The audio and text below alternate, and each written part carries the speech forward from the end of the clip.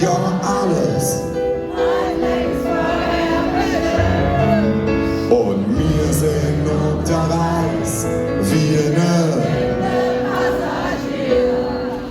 haben keinen Plan, wohin, wie lang und wofür. Ich will nicht länger warten, dass das Spiel beginnt. Will raus und mir nehmen, wofür ich geboren bin. Lass mal nicht lang schweigen, man hat noch so viel für.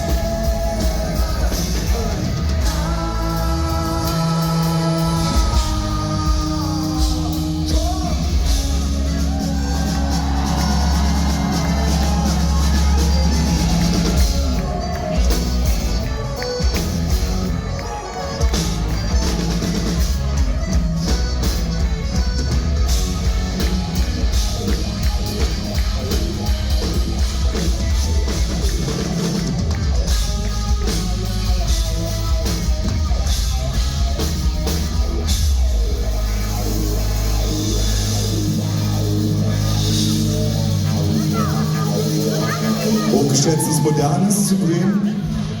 Die Kuppel hier durften wir heute nicht aufmachen, weil der Veranstalter gedacht hat oder Angst hat, dass ihr zu laut seid. Die Geschichte stimmt nicht. Die Sorge teilen wir nicht. Doch, was? Natürlich teile ich die Sorge, dass ihr zu laut seid. Vielleicht könnt ihr dem Sebi zeigen, dass ihr so laut seid, dass die Kuppel wirklich zubleiben musste. Los mal ein klein bisschen laut sein!